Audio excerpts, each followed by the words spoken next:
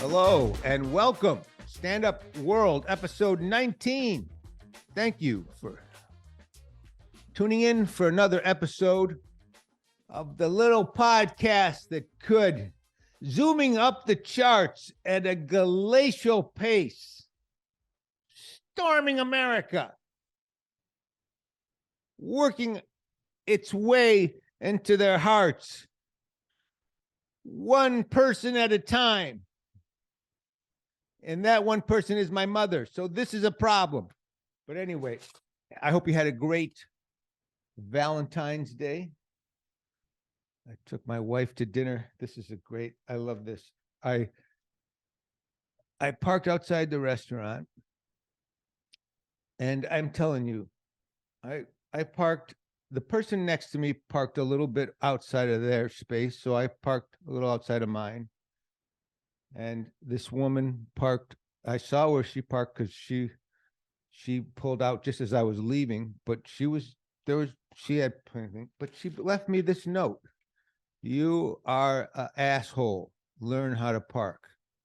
She left this on my car, which my wife thought was hysterical. And like I say, she had room to park. Her space was left to us open, moved on to like a sidewalk area, which she had to stick a little bit out there. And she scarred me for life is what she did, this woman. I'm never going to be the same man that went into that restaurant that I was when I left that restaurant. And because of this note. And I came on here today to talk about it because I know of the dozens of people watching this, she could be one of them. Life might work that way. You don't know. If you recognize your handwriting, you're the asshole because you spelled R wrong. R is A-R-E. Okay, I know things you don't. All right, anyway. I hope you had a good Valentine's Day, said the asshole Parker. I was talking to a bunch of guys and they were whining about the fact that they people fall into this corporate trap, this marketing trap, buying their wives cards and flowers and gifts on Valentine's Day. And it's just, it's just a trap. It's just a marketing tool. And I'm just going, these are the same guys that go, hey, honey, I'm telling you, we're putting on a big spread for Super Bowl. I don't care what it costs. It's the Super Bowl, honey. This is what you do. It's all-star game, honey. You do what you do. This is American tradition. Will you stop it? I don't care what it costs. We're going to hire a few guys to come over and build a tent. We're going to remodel for Super Bowl. It's a tradition. So yeah, there's that. And I'm back doing stand-up, as I've talked about a lot. Going to this hallowed hall. I'm going to be there February 24th and 25th, as you can see on the screen here. No, actually, you can see it on the screen here because we don't want to get on the logo. It's a hallowed hall, as I say. It's a historic club. It's been around forever. If you're in the Boston area on February 24th or 25th, I'm going to be there. And it's going to be a historic weekend because it's the first headlining spot I've done in 28 years. I used to headline all the clubs. I was one of the first club headliners of the modern era, I guess, what you could call it, started with Mark Ridley's Comedy Castle, when the comedy clubs that we know today all started. And I'm coming back. I'm coming back in a big way. I'm going to do it. I really, I have a big vision for what I'm going to do. I'm going to storm the mountain. And Nick's Comedy Stop is going to be the place where they're all going to talk about the first place Mike Binder headlined when he came back. You'll see. Just watch. Oh, go ahead and tease, you fellas. But I'm going back. I'm going on stage. I'm very keen to what's happening in show business right now. Believe me, I'm not coming in uneducated. I identify these days as a young 36-year-old black male with a washboard stomach and 2 business degrees from Harvard and Yale. And if that does offend you, you're a racist, misogynist, homophobic, backwards thinking bigot. And I'm sorry, I love you, but the work I'm doing on stage, the good work, won't be able to touch you because you don't understand the suffering my people have been through. No. Obviously, that's a joke, and it comes from the fact that, as I said before, I have a wife that identifies as a hostage. So I understand what the whole identifying as thing. My wife's pronouns are why, and don't. And I will keep that joke going until I club you to death with it. But I don't know if any of you saw Roseanne had a special out on Fox Nation. And I watched it out of curiosity, same way you would want to watch your grandmother peeled out of a truck wreck just to see if she's going to survive.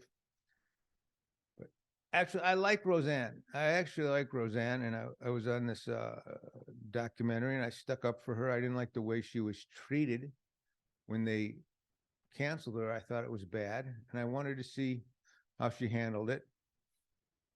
And I always liked Roseanne, but I like her, and I like her spirituality. I like her belief, strong belief in God. That means a lot to me.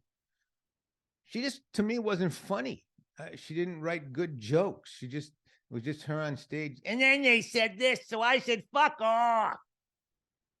You know, get some jokes in there, babe. You know, you got money, hire joke writers. If you're coming back with a big comeback special, have some damn jokes. You know, and I'm going to be talking a little bit about MARC Maron's special. MARC Maron's new HBO special was brilliant, but he wrote jokes. He worked his ass off on it. You can see that. You know,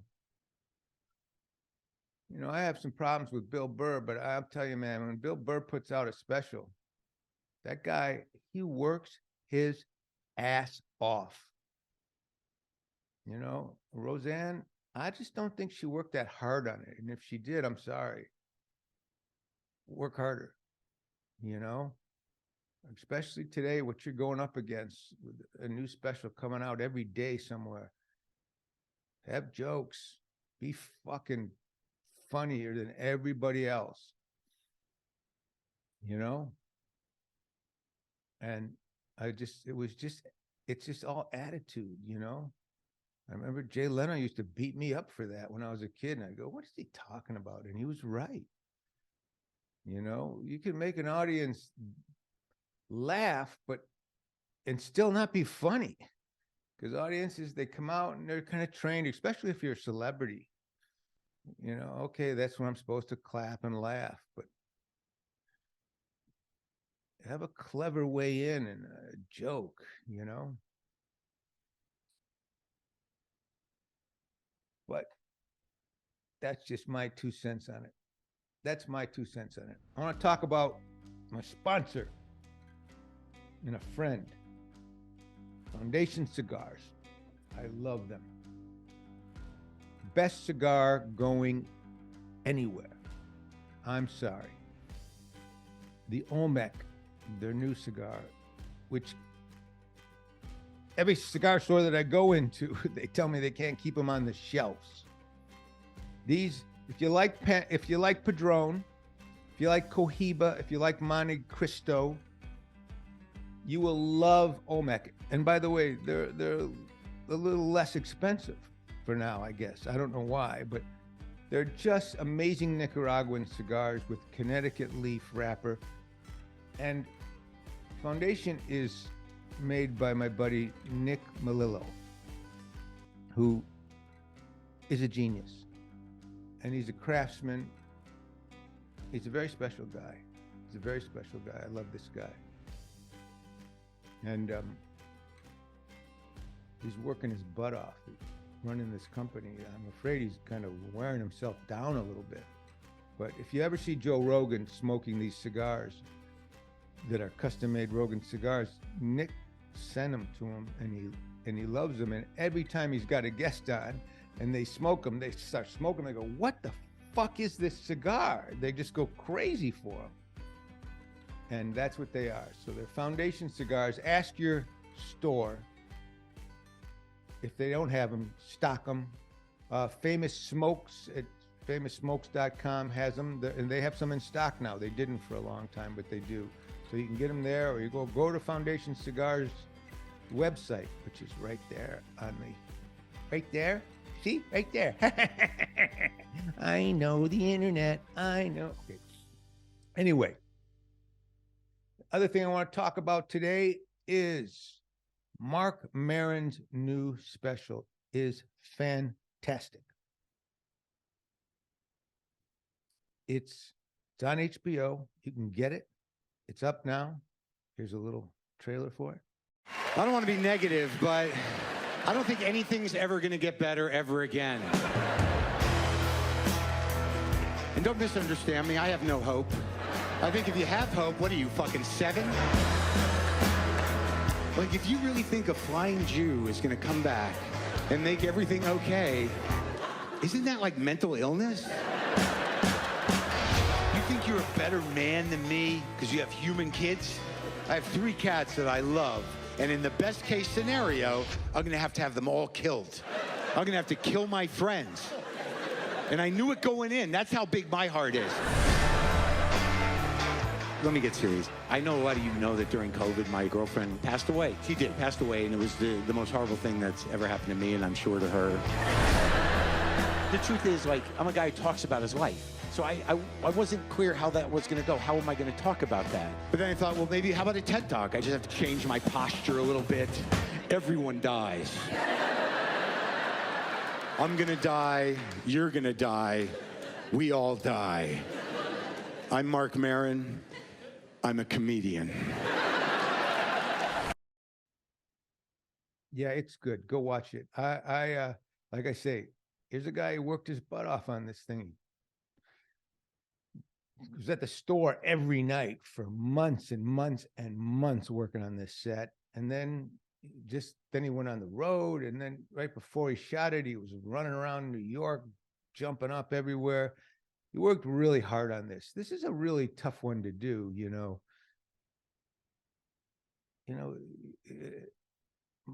He had suffered a big loss. You know, his girl died during COVID, and I didn't know her. I met her. I met her with him a couple times, and she was just adorable. She was so sweet and nice and beautiful, and he was so in love with her. He was so in love with her. And you got to watch this special because he deals with it, but he deals with it with comedy, you know, and he really is funny. He's funny and real and raw. And I love this special. You know, sorry to say, I did not love Roseanne's special. Like Roseanne, got a lot of respect for her. She does stupid things sometimes. And people kicked her when she was down, which pissed me off. But she did not do a good special. She's better than that. I'm sorry. But Maron, you nailed it. Just saying. Okay, like I say, I'm going to be at Nick's Comedy Stop Going to be at Nick's Comedy Stop this week. No, next week, February 24th and 25th. And then I'm going to be at Laugh Boston the next week. So if you're in that area at all, if you're in the Massachusetts area, come see the 64-year-old Jew who identifies as a 35-year-old black man. And you can do that now. You can identify as anything you want. Okay? I'm having Jew blockers put into my system. I'm having the surgery. I'm having the penile extension. I'm having everything done. All the surgeries. You can have it done now. You can be what you want to be. That's the new theme, and I'm all for it. Okay? I'm on Trans World Airlines.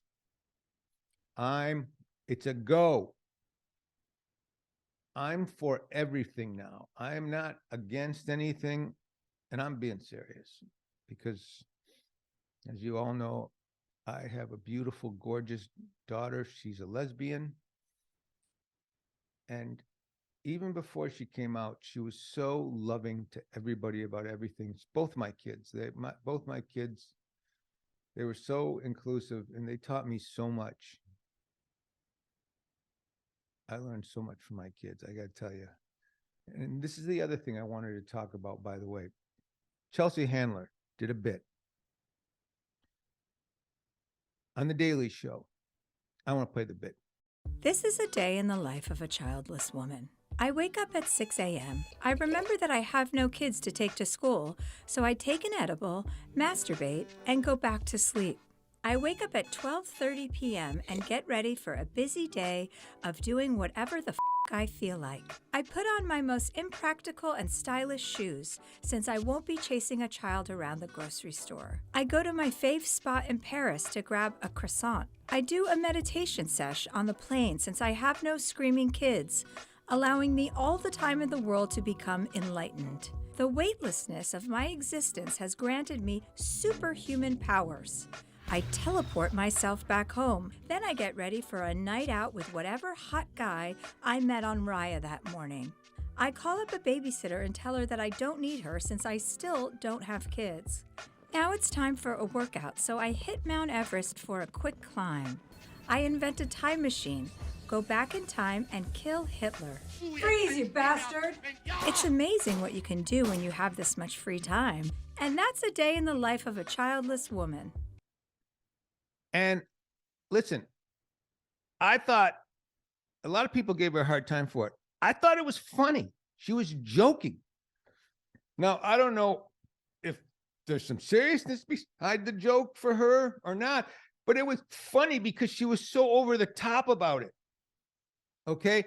I think she's trying to say maybe she's not having such a good time and maybe she wishes she had kids, or maybe I don't know, but it's just, she's a comedian, a comic. She's not even a comedian. I'm sorry. I hate that word. She's a comic. She's a comedian. I really apologize for using that word. I hate that word now. I've hated that word for a long time.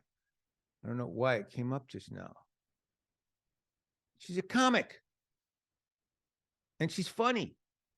Now, I don't know if that bit is funny to you. It's funny to me. She was so over the top in it. And some people on Twitter were giving her a hard time. And then they put it on Libs of TikTok, which you can't put that on Libs of TikTok. That's not a lib talking about her. That's her, a comedian doing a bit. And a bunch of people gave me a hard time about it. And, I was just like, about sticking up for another comedian. And yeah, I do stick up for comedians.